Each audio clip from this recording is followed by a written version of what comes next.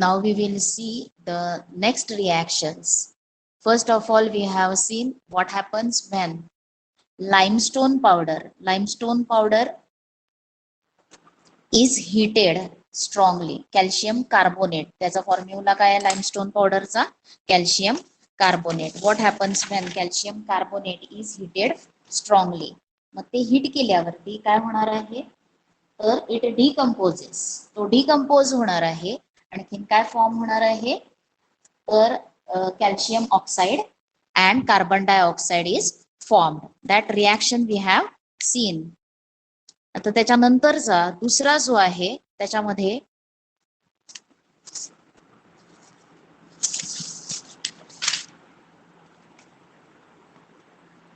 दुसरी reaction, what happens when zinc dust is added to copper sulphate solution. आता याच्यामध्ये zinc dust जी आहे त्याच्या झिंकचे आयन्स कॉपर सल्फेट सोल्युशन मधल्या कॉपरच्या आयन्सला रिप्लेस करणार आहेत. आणखीन काय फॉर्म करणार आहेत? Zinc sulphate is formed. पहिल्या आपण 3 रिॲक्शन्स बघितलेले आहेत आणि केमिकल रिॲक्शन्स पण बघितल्यात. मी तुम्हाला 3 रिॲक्शन्स साठी what happens when limestone powder is heated in an evaporating dish. Second question आपण बघितला, what happens when zinc dust is added to copper sulfate solution. आणि third reaction, what happens when potassium chromate solution is added to barium sulfate solution. आता पहिली reaction जी आहे example, त्याच्यामध्ये तुम्हाला काय होणार आहे? डिकम्पोजिशन रिॲक्शन होणार आहे. सेकंड मध्ये इथं आयन्स रिप्लेस होणार आहेत. Zinc is more reactive than copper, therefore it replaces copper for copper sulphate solution and zinc sulphate and copper are formed. तर थर्ड रिॲक्शन मध्ये K2CrO4 पोटॅशियम क्रोमेट आणि बॅरियम sulphate यांची रिॲक्शन होणार आहे and this is double displacement reaction. आता याच्यामध्ये ही reaction तुम्हाला पुन्हा ऍक्टिव्हिटी मध्ये सुद्धा विचारली जाऊ शकते. रिॲक्शन किंवा याच्यावरती क्वेश्चन्स तुम्ही पुढे गेलात तर याच लेसन मध्ये तुम्हाला ऍक्टिव्हिटी बेस्ड एक ऍक्टिव्हिटी आहे in which potassium dichromate reacts with barium sulphate आणि मग त्याच्यावरती तुम्हाला क्वेश्चन्स विचारलेले आहेत. मग इथे काय होणार आहे? K2SO4 potassium sulphate plus chromium barium chromate form होणार आहे. BaCrO4 बॅरियम chromate is formed. आणि बॅरियम क्रोमेट हा काय असणार आहे? प्रेसिपिट असणार आहे. येलो कलरचा प्रेसिपिटेट बॅरियम क्रोमेटचा फॉर्म होणार आहे. It is yellow coloured. त्याचा प्रेसिपिट कोणत्या कलरचा आहे? Yellow coloured. प्रेसिपिट PPT लिहिलं जातं. प्रेसिपिटेट फॉर्म होणार आहे कोणाचा? बॅरियम क्रोमेट. आणि ही डबल डिस्प्लेसमेंट रिॲक्शन आहे. आता या रिॲक्शन्स त्याच्यानंतरची तुम्हाला रिॲक्शन कुठली आहे? What happens when sodium carbonate solution is added to calcium chloride solution. आता सोडियम क्लोराईड त्याचं फॉर्म्युला काय आहे? सोडियम कार्बोनेट Na2CO3 प्लस कशामध्ये ऍड केलेलं आहे? या कुठल्या सोल्युशन मध्ये ऍड केले? कॅल्शियम क्लोराईडच्या सोल्युशन मध्ये ऍड केलंय. आणि what is formula for calcium chloride? CaCl2. आता याच्यामध्ये काय रिॲक्शन होणार आहे? तर सोडियम कार्बोनेट आणि कॅल्शियम क्लोराईड यांच्यापासून रिॲक्शन होणार आहे आणि कॅल्शियम कार्बोनेट आणि सोडियम क्लोराईड फॉर्म होणार आहे. NaCl प्लस आता 2NaCl फॉर्म होणार आहे plus calcium chloride calcium carbonate CaCO3 आणि हा व्हाईट कलर्ड प्रेसिपिटेट असणार आहे. कॅल्शियम कार्बोनेट हे काय असणार आहे? व्हाईट कलरचा प्रेसिपिटेट असणार आहे. आणि तो वॉटर मध्ये काय असणार आहे? व्हाईट कलरचा प्रेसिपिटेट फॉर्म होणार आहे. आणि ही सुद्धा डबल डिस्प्लेसमेंट रिॲक्शन आहे. आता त्याच्यानंतरच आहे take phthalic anhydride in an evaporating dish. Phthalic anhydride, पहिल्यांदा पॅथॅलिक अनहायड्राइड हा जो केमिकल आहे तो केमिकल कसला आहे? तर ऑर्गॅनिक सबलिमेटिंग सबस्टन्स आहे. पॅथॅलिक अनहायड्राइड हा सबलिमेटिंग सबस्टन्स आहे. कोणता सबस्टन्स आहे तो?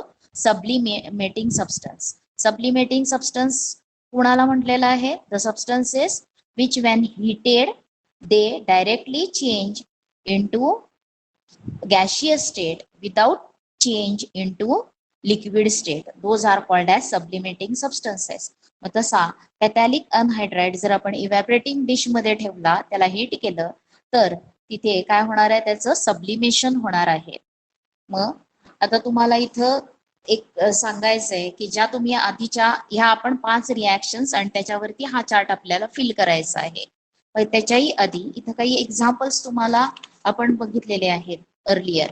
आता त्या एक्झाम्पल्स मध्ये केमिकल चेंज आहे का फिजिकल चेंज आहे असं विचारलेलं आहे. ह्याच्यामध्ये सब्लिमेटिंग सबस्टन्स आहे. इथे नॅफ्थॅलिन जो आहे, हा नेफ्था हा सब्लिमेटिंग सबस्टन्स आहे. नॅफ्थॅलिन बॉल्स म्हणजे डांबर गोळी जी आहे, हा नॅफ्थॅलिन म्हणजे सब्लिमेटिंग सबस्टन्स आहे. आणखीन तो चेंज जो असणार आहे तो फिजिकल चेंज असणार आहे. मी सांगताना सांगितलेलं आहे फिजिकल चेंजचे कोणते आहेत. Evaporation of water, transformation of ice into water, reduction of size of naphthalene ball when exposed to air, आणि breaking of glass object. All these 4 examples are of physical change. तिथं नवीन सबस्टन्स कोणताही form होत नाही. Original substance तसाच राहतो, म्हणून ते फिजिकल चेंज आहे and not chemical change.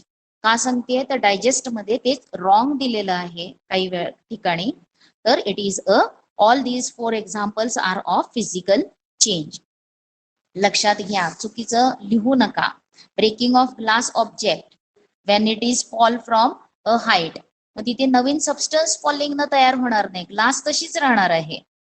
Substance किंवा जो काय ऑब्जेक्ट आहे ते आर्टिकल ऑब्जेक्ट तो ब्रेक होईल इन टू पीसेस, पण each piece is of same substance and that is original substance glass. Therefore it is a chemical reaction. त्याच्यानंतर सब्लिमेशन ही मध्ये फक्त स्टेट चेंज होणार आहे, कोणतीही केमिकल रिॲक्शन नवीन सबस्टन्स तिथे फॉर्म होणार नाही. तो सबस्टन्स फक्त सॉलिड फॉर्म मधून वेपर फॉर्म मध्ये जाणार आहे. तिथे नवीन सबस्टन्स फॉर्म होत नाही. तेच वेपर्स आपण कंडेन्स जर केले तर पुन्हा आपल्याला ते क्रिस्टल्स किंवा तो सबस्टन्स सॉलिड फॉर्म मध्ये मिळणार आहे. तसं पॅथॅलिक अनहायड्राइड हा इव्हॅपोरेटिंग डिश मध्ये जर एक्सपोज केला तर तो सब्लिमेट होणार आहे. It changes into vapour form. आता पॅथॅलिक अनहायड्राइड हा जो सबस्टन्स आहे त्याचा केमिकल फॉर्म्युला जो आहे तो C8H4O3 आहे. C8H4O3. आणि पॅथॅलिक अनहायड्राइड हा पॅथॅलिक ऍसिड पासून तयार केला जातो, किंवा नॅफ्थॅलिन जो आहे त्या ऑर्गॅनिक सबस्टन्स पासून कंपाऊंड पासून तो फॉर्म होणार आहे. C6H4CO2O हा त्याचा काय आहे फॉर्म्युला, मॉलिक्युलर फॉर्म्युला. आणि जर आपण एकत्र घेतले कार्बन ॲटम्स किती आहेत 8, हायड्रोजन ॲटम्स 4 आणि ऑक्सिजन ॲटम किती आहेत 3. हा पॅथॅलिक अनहायड्राइडचा फॉर्म्युला आहे. आता याच्यामध्ये हा इव्हॅपोरेटिंग डिश मध्ये घेतलेला आहे, त्याची सब्लिमेशन रिॲक्शन ऍक्टिव्हिटी कशी करायची ते इथे एक्सप्लेन केलंय. Close the end of stem of funnel with a cotton plug. Keep this funnel inverted on evaporating dish. Heat the evaporating dish on tripod stand slowly and slowly on a low flame. What did you observe in the funnel during heating? funnel मध्ये evaporating dish मध्ये काय घ्यायचंय पॅथॅलिक anhydride, आणि त्या इव्हॅपोरेटिंग dish वरती एक funnel inverted ठेवलेलं आहे. त्या फनलचं जे ओपनिंग आहे ते कॉटन प्लगनं बंद केलेलं असेल, आणि ज्यावेळेस आपण हीट करतो त्यावेळेला काय दिसतं आपल्याला फनल मध्ये, तर we see fumes of vapours of phthalic anhydride.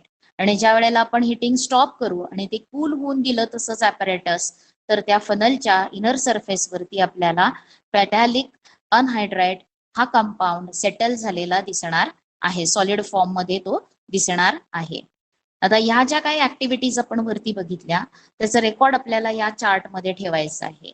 मग पहिल्या ऍक्टिव्हिटी मध्ये कलर चेंजेस इफ प्रेझेंट.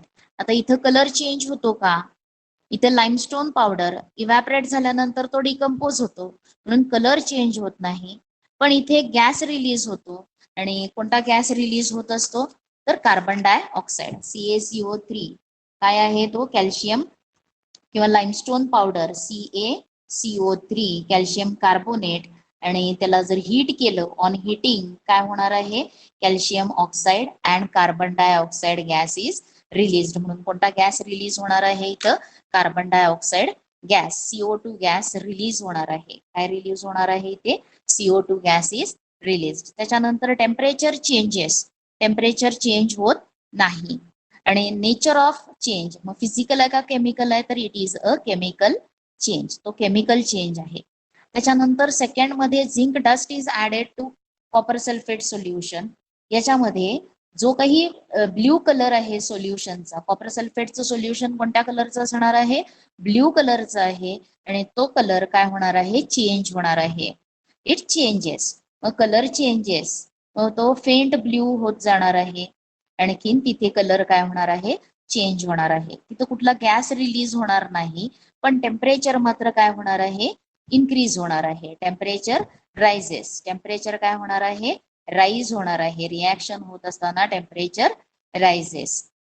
आणि नेचर कोणतं आहे पुन्हा केमिकल रिॲक्शन. त्याच्यानंतर third reaction potassium permanganate solution of barium आणि काय आहे बॅरियम सल्फेट. मग तिथे कोणता कलर मिळतो प्रेसिपिटेटला येलो कलर हा प्रेसिपिटेट फॉर्म होतो. आणि येलो कलरचा पीपीटी कशाचा असणार आहे पोटॅशियम बॅरियम क्रोमेटचा असणार आहे. कोणता असणार आहे बॅरियम क्रोमेटचा असणार आहे. तिथं कोणता गॅस रिलीज होणार नाही. टेम्परेचर मात्र तिथं काय होणार आहे राईज होणार आहे. टेम्परेचर इन्क्रीज होणार आहे. आणि पुन्हा ही रिॲक्शन कोणती आहे केमिकल चेंज आहे.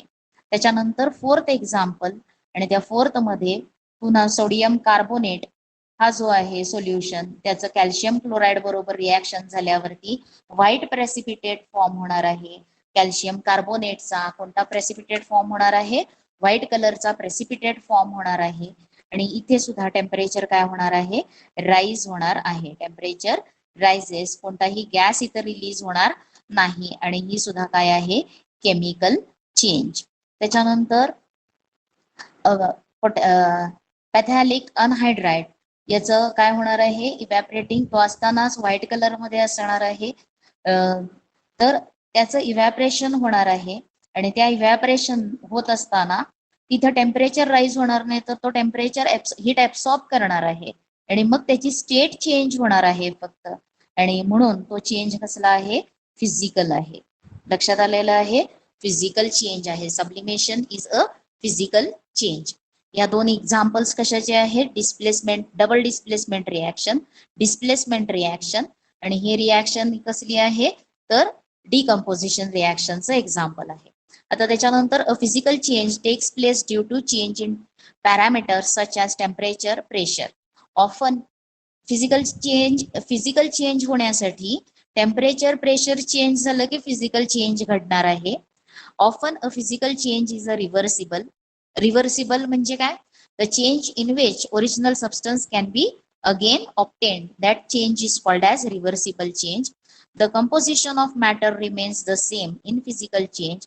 Composition मॅटरचं चेंज होणार नाही फिजिकल चेंज मध्ये. For example ice is transformed into water on heating and water is transformed into ice on cooling.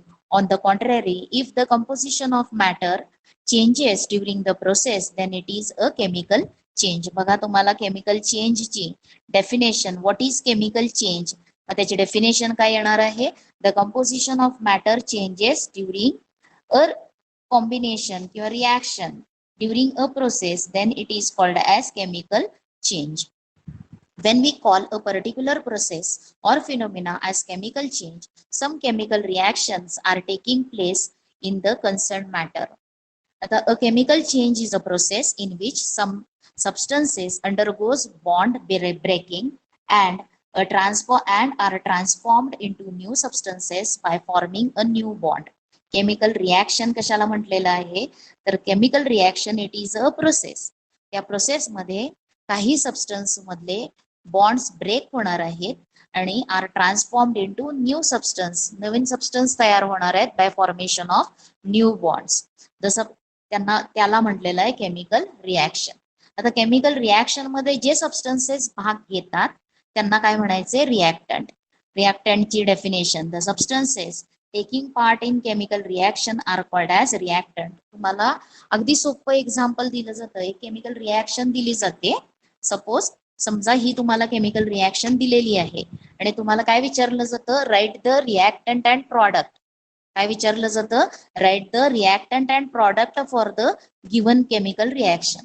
मग ते फक्त ऑब्झर्व करायचंय तुम्हाला. रिॲक्शन ऑब्झर्व केली की हे जो आहे, हा सबस्टन्स जो आहे तो केमिकल रिॲक्शन मध्ये भाग घेतो, म्हणून इट इज अ रिॲक्टंट.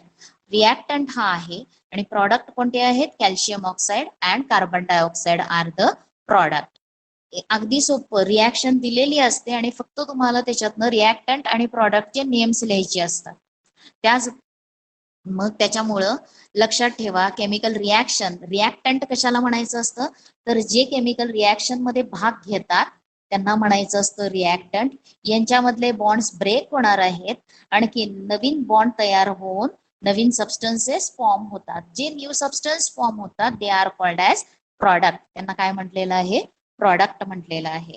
म्हणून बघा, the substances, where as the substances formed as a result of a chemical reaction by formation of new bond are called as product.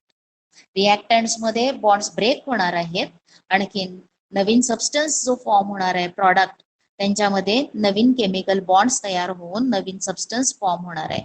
For example, formation of carbon dioxide gas by combustion of coal in air is a chemical reaction. कुठलं example दिलेलं आहे, formation of carbon dioxide.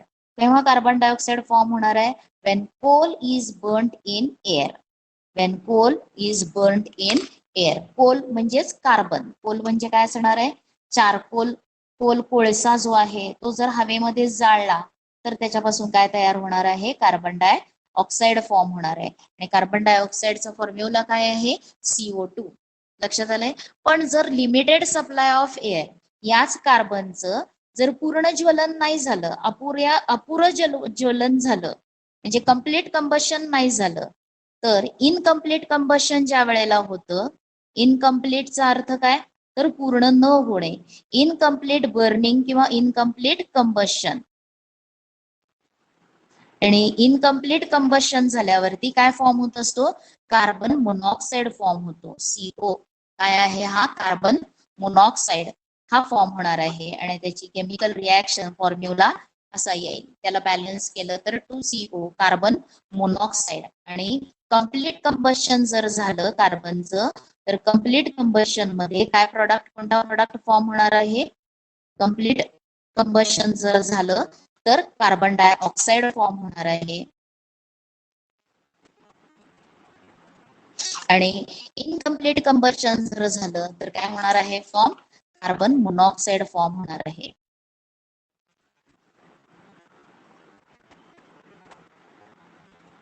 Carbon monoxide form होणार आहे. लक्षात आलंय. मग इथं फक्त काय दिलेलं आहे, for example, formation of carbon dioxide gas by combustion of coal in air is a chemical reaction. In this reaction, coal and oxygen are reactants while carbon dioxide is product. A chemical reaction is represented by writing a chemical equation. आता ह्याला काय म्हटलेलं आहे, chemical equations आहेत या. मग आता chemical equations कशी लिहायचे, त्याच्या प्रॉपर्टीज काय काय आहेत, दॅट वी विल स्टडी नाव. आता इथे तुम्हाला केमिकल इक्वेशन कशाला म्हटलेलं आहे, तर जी काही केमिकल रिॲक्शन होणार आहे त्या केमिकल रिॲक्शनचं मॉलिक्युलर फॉर्म्युलाचा यूज करून जे रिप्रेझेंटेशन असणार आहे, it is called as chemical equation. त्याला काय म्हटलेलं आहे, केमिकल इक्वेशन. मग chemical equation, let us first look at a chemical reaction. आता ऍक्टिव्हिटी 2 मधली केमिकल रिॲक्शन कोणती आहे, activity 2, a colorless solution of zinc sulfate is formed on addition of zinc dust to the blue solution of copper sulfate solution. आता इथं तुम्हाला colour change विचारलेला होता आणि इथं तुम्ही काय लिहू शकता, कलर चेंज. बघा, blue colour turns to white. Colourless, blue colour turn to colourless, colourless solution form होणार आहे. कळलंय? Colourless solution of zinc sulphate form होणार आहे. आणि ही ऍक्टिव्हिटी आता कशी रिप्रेझेंट केलेली आहे ते बघूयात आपण. आता याच्यामध्ये aqueous solution of copper sulphate plus zinc dust ही वर्ड्स मध्ये लिहिलेली, plus aqueous solution of zinc sulphate plus copper, याला इक्वेशन 1 म्हटलंय. This simple way of representing a chemical reaction in words is called word equation. A word equation can be written in further condensed form by using chemical formulae. मग chemical formulae use केलेत. Copper सल्फेटचा CuSO4, zinc dust Zn, zinc sulphate साठी ZnSO4 आणि copper साठी Cu. The representation of chemical reaction is a condensed form using chemical formulae is called chemical equation. What is chemical equation? त्याचे definition तुम्हाला इथं मिळते. काय आहे? The representation of chemical reaction in a condensed form. Condensed म्हणजे छोट्या ह्याच्यामध्ये लिहिणं, by using chemical formulae.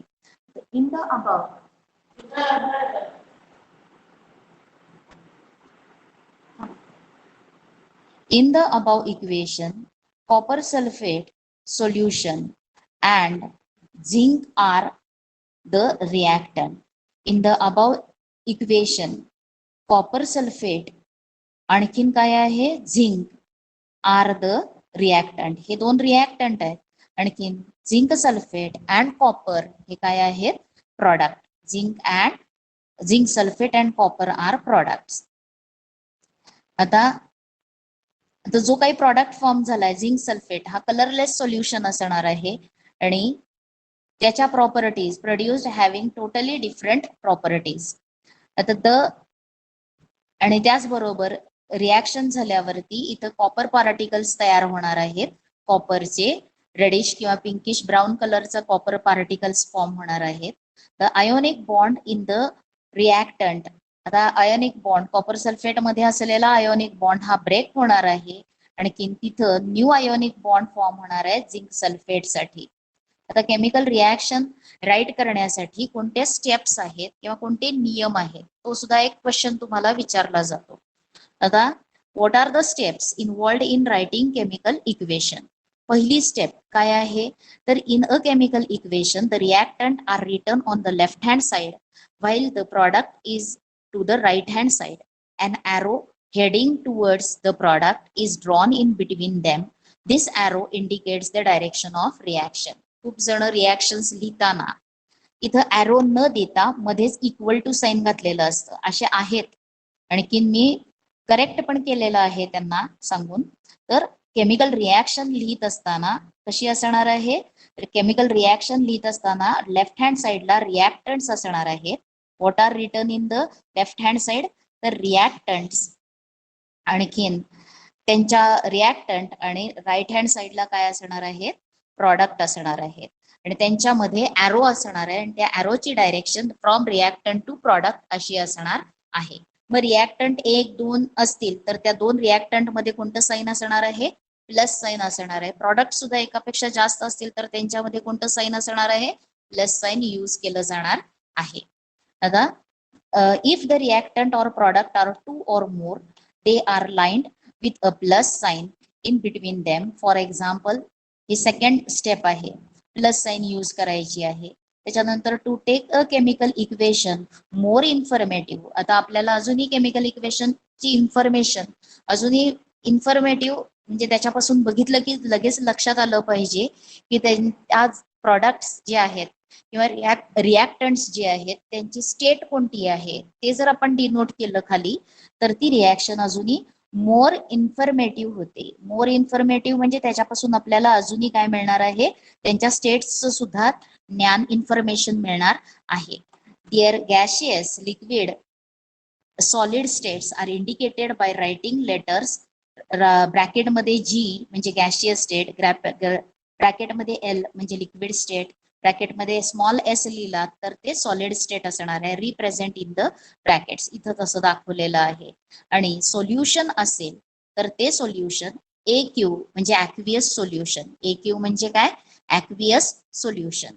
Copper सल्फेटचं वॉटरमध्ये असलेलं सोल्युशन ॲक्वियस AQ म्हणजे काय? ॲक्वियस सोल्युशन साठी यूज केलेला ॲब्रिव्हिएशन आहे small.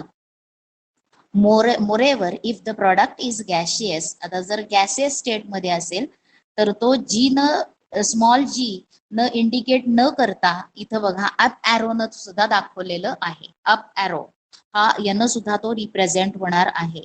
If the product is gaseous instead of G it is indicated by an up arrow pointing किंवा arrow pointing upward. If the product formed is insoluble solid, जर insoluble solid म्हणजे precipitate form, insoluble solid म्हणजे कोणता form असणार आहे तो? Precipitate म्हणजे दह्यासारखा पदार्थ जर तयार होत असेल, दही कसं असतं तसा पदार्थ जर तयार होत असेल तर त्याला प्रेसिपिटेट म्हणायचं असतं आणि तो दाखवण्यासाठी डाऊन ॲरो यूज केला असतो. ॲरो पॉइंटिंग डाऊनवर्ड आणि हा काय दाखवतो तुम्हाला? प्रेसिपिटेट दाखवतो. म्हणून मी इथे बघा कॅल्शियम कार्बोनेट त्याचं प्रेसिपिटेशन आणि इथं हे दाखवलेलं आहे.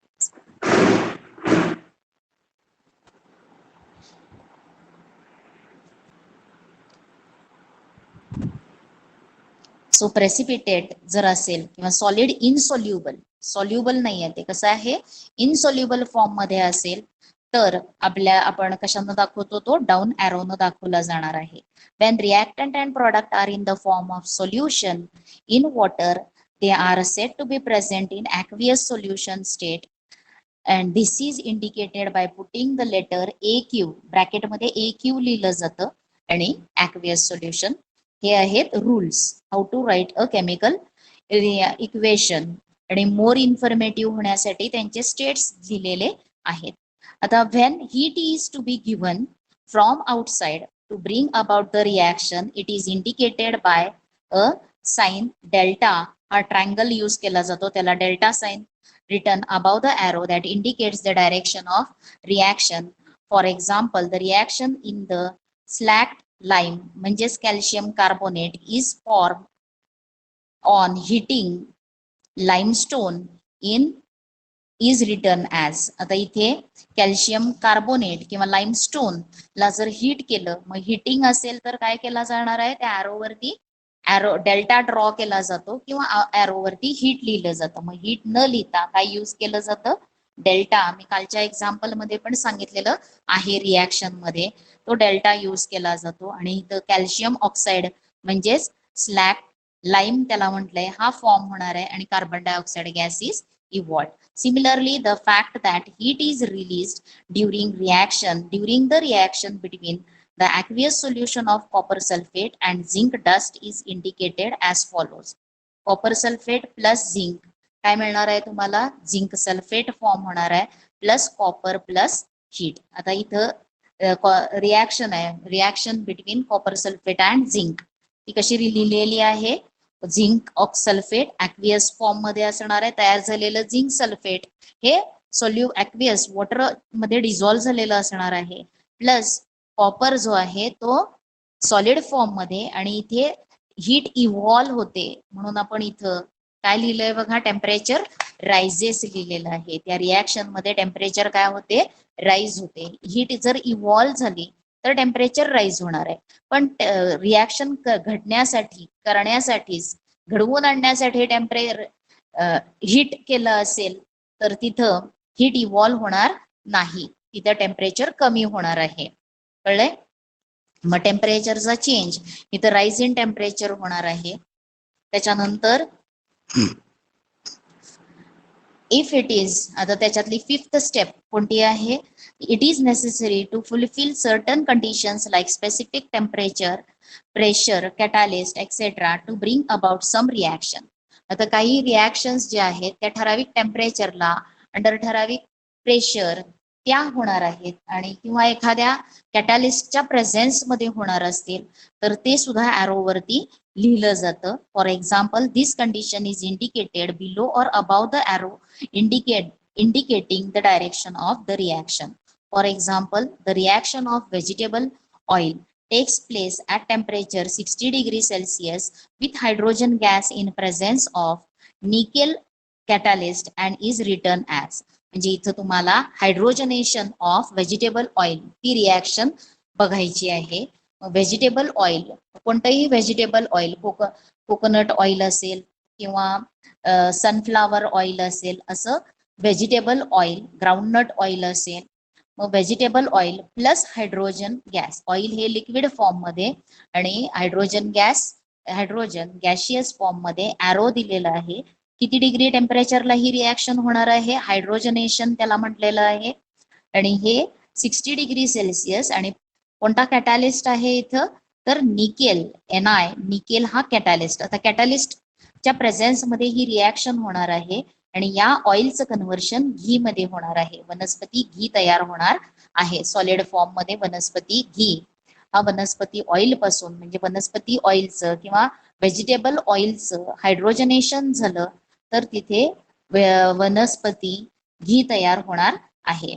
आता कॅटॅलिस्ट म्हणजे काय, तर कॅटॅलिस्ट हा असा सबस्टन्स की त्याच्या प्रेझेन्समुळं द रेट ऑफ रिॲक्शन किंवा the reaction takes place, chemical reaction घडवून आणली जाते only because of its presence, त्याच्या प्रेझेन्समुळं. That substance do not take part in chemical reaction, तो सबस्टन्स केमिकल रिॲक्शन मध्ये भाग घेत नाही. And that substance is called as catalyst. It is called as a catalyst. The specially informations or names of reactants products are written below their formulae. For example, copper on reaction with concentrated nitric acid gives reddish colored poisonous nitrogen dioxide gas. आता इथं तुम्हाला reaction कोणाच्या मधली दिलेली आहे, तर copper and nitric acid. Copper आणखीन काय आहे, नायट्रिक ऍसिड. नायट्रिक ऍसिड कसं घेतलेलं आहे, कॉन्सन्ट्रेटेड घेतलेलं आहे. नायट्रिक ऍसिडचं सोल्युशन आहे पण ते कसं आहे, कॉन्सन्ट्रेटेड आहे, ते जास्त डायल्यूट नाही. मग copper reacts with nitric acid आणि काय फॉर्म होणार आहे, कॉपर नायट्राइट इज फॉर्म आणि नायट्रोजन डायऑक्साइड गॅस फॉर्म होणार आहे. Poisonous nitrogen dioxide gas reddish कलरचा फॉर्म होणार आहे आणि वॉटर फॉर्म होणार आहे. However, on reaction with dilute nitric acid, आता कॉपरच डायल्यूट नायट्रिक ऍसिड बरोबर जर रिॲक्शन झाली तर प्रॉडक्ट कोणते फॉर्म होतात, तर तिथं कॉपर नायट्रेट फॉर्म झालंय, नायट्रोजन डायऑक्साइड नाही फॉर्म झालेला, तर काय फॉर्म झालाय, नायट्रिक ऑक्साइड फॉर्म झालाय, NO नायट्रिक ऑक्साइड फॉर्म झालेला आहे, आणि वॉटर. कॉन्सन्ट्रेटेड ऍसिड असेल तर प्रॉडक्ट गॅस जे प्रॉडक्ट आहेत त्यांच्यामध्ये थोडासा फरक आहे. कॉन्सन्ट्रेटेड नायट्रिक ऍसिड बरोबर कॉपर रिॲक्ट झाल्यावरती पॉइझनस गॅस रेड कलरचा नायट्रोजन डायऑक्साइड फॉर्म होतो, आणि जर कॉपर हा डायल्यूट नायट्रिक ऍसिड बरोबर रिॲक्ट झाला तर नायट्रिक ऍसिड हे फॉर्म होणार आहे along with copper nitrate and water. ह्या रिॲक्शन्स इथं बॅलन्स करून दिलेल्या आहेत. आता त्याच्या पुढचा की कोणतीही केमिकल रिॲक्शन घडत असताना तुम्ही एक लॉ शिकलेला आहात 9th मध्ये, आणि तो कोणता आहे, तर during chemical reaction atoms, number of atoms रिॲक्टंट्सचे आणि प्रॉडक्ट्सचे सेम असतात. त्याचबरोबर मॅटर जो आहे, total mass of reactant and total mass of product हे सेम असतं. म्हणजेच केमिकल कॉम्बिनेशन होत असताना काय होणार आहे, तर law of chemical combination follow केला जाणार आहे, किंवा law of conservation of matter हा सुद्धा फॉलो केला जाणार आहे. म्हणजे रिॲक्टंट्सचं जे नवीन मॅटर किंवा मास जे आहे ते टोटल मास सेम राहणार आहे. रिॲक्टंट अँड प्रॉडक्ट मास कमी जास्त होणार नाही. टोटल मास काय राहणार आहे, कॉन्झर्व केलं जाणार आहे. आणि ही रिॲक्शन ही तुम्ही 9th मध्ये पण बघितलेलं आहे. हीच ऍक्टिव्हिटी तुम्ही 9th मध्ये बघितलेली आहे. आता इथं सोडियम क्लोराईड सोल्युशन एका कोनिकल फ्लास्क मध्ये घेतलंय आणि टेस्ट ट्यूब मध्ये सिल्वर नायट्रेटचं सोल्युशन घेतलंय. त्याच्यानंतर ह्या टेस्ट ट्यूबला एक थ्रेड टाय करून त्या टेस्ट ट्यूबला कोनिकल फ्लास्क मध्ये इन्सर्ट केलेलं आहे. आणखीन कोनिकल फ्लास्क हा नंतर एअर टाईट केलेला आहे. त्याच्यानंतर त्या कोनिकल फ्लास्कला बॅलन्स वरती ठेवलंय का आणि त्याचं बॅलन्स वजन बघितलेलं आहे तर ते 323 ग्रॅम्स. म्हणजे हा फक्त केमिकल सबस्टन्सेसचा आहे का तर ते कोनिकल फ्लास्क, कॉर्क आणि टेस्ट ट्यूब या सगळ्यांचं धरून तेवढं वजन आहे. टेस्ट ट्यूब मध्ये सिल्वर नायट्रेटचं सोल्युशन आहे आणि कोनिकल फ्लास्क मध्ये सोडियम क्लोराईडचं सोल्युशन आहे. त्याच्यानंतर काय केलेलं आहे, हा कोनिकल फ्लास्क टिल्ट केलाय, तिरका केलेला आहे. टिल्ट केल्यानंतर जे काही टेस्ट ट्यूब मधलं सोल्युशन आहे ते कोनिकल फ्लास्कच्या सोल्युशन मध्ये मिक्स होणार आहे आणि तिथं या दोन केमिकल्सची रिॲक्शन घडणार आहे. आणि रिॲक्शन झाल्यानंतर काय फॉर्म होणार आहे तर white coloured precipitate of silver chloride form होणार आहे प्लस सोडियम नायट्रेट फॉर्म होणार आहे.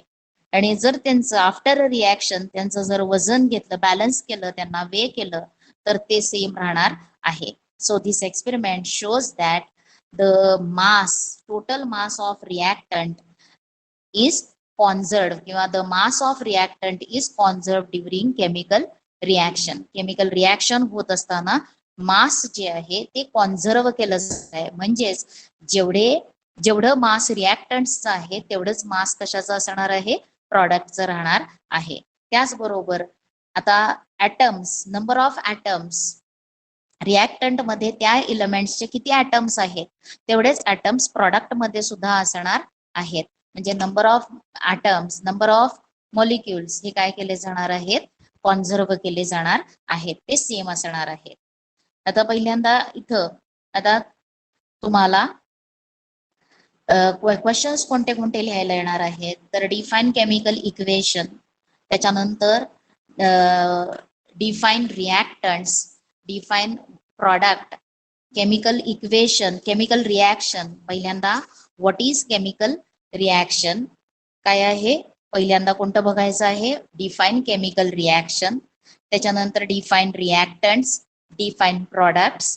त्याच्यानंतर व्हॉट इज केमिकल इक्वेशन, कशाला म्हटलेलं आहे chemical equation, representation of condensed form using chemical रिॲक्शनचा रिप्रेझेंटेशन जे आहे बाय युझिंग केमिकल फॉर्म्युले त्याला म्हटलंय केमिकल इक्वेशन. आणि what are the steps involved in writing chemical equation. एवढे क्वेश्चन्स तुम्ही लिहा तुमच्या वहीमध्ये. त्याच्यानंतर व्हॉट इज कॅटॅलिस्ट, हे सुद्धा कॅटॅलिस्ट म्हणजे काय ते सुद्धा तो सुद्धा डिफाईन करा. सो